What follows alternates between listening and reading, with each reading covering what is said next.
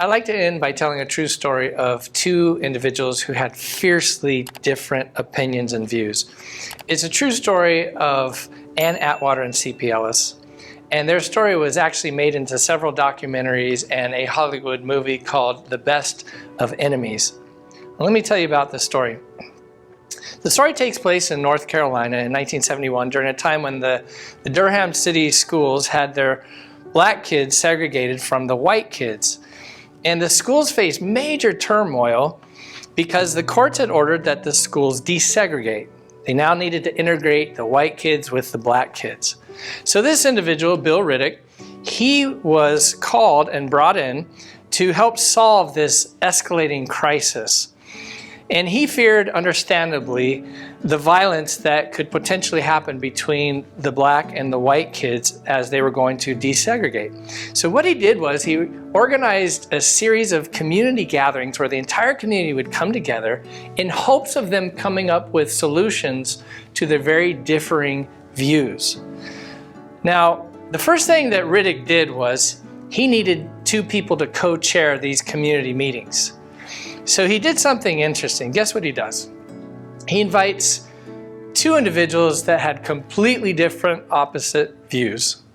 He calls Ann Atwater, who was an African-American civil rights activist, and then he calls C.P. Ellis, who was the president of the local Ku Klux Klan group. I mean, you couldn't pick two people more different than this. I mean, these two people couldn't be more opposite, and yet they were being asked to co-chair these meetings together. And these two rivals already knew each other. They had gotten into super heated arguments at city council gatherings. They both resented each other. Their relationship was filled with distrust and resentment and hatred. And honestly, neither of them wanted to co-chair together. But they both reluctantly agreed to do so. So they started co-chairing these community meetings for several days, and while they were meeting together, they just could not get along. They could not see past their differences. They were not making any progress. They kept arguing over things, and CP, he kept using racial slurs when he was talking. And this angered Ann so much that in one of the meetings, she reached down into her purse, she grabbed a knife, and she was going to slit his throat. But her pastor was sitting next to her, and he grabbed her hand and he stopped her. And so that is how contentious their relationship was.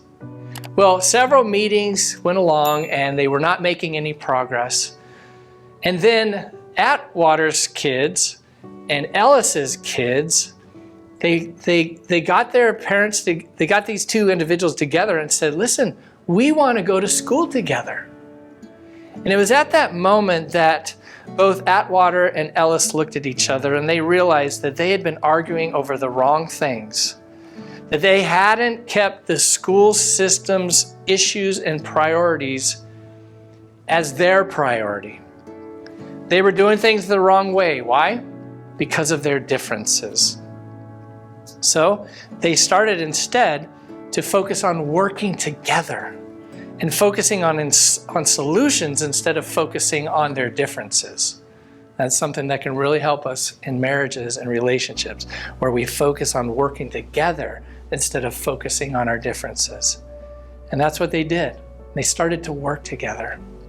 And on the last night of the community meeting, 1,000 people filled this room, blacks and whites. Ellis's fellow Ku Klux Klan members were there, and Ellis walks up to the microphone. He held up his Klan membership card, and here's what he said.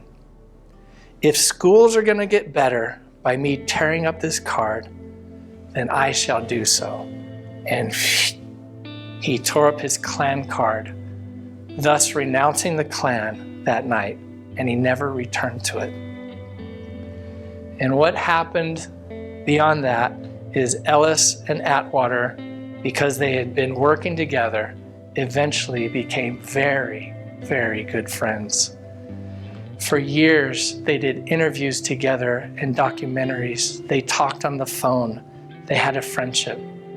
And their friendship became so close that when CP passed away, his family asked Anne to give the eulogy.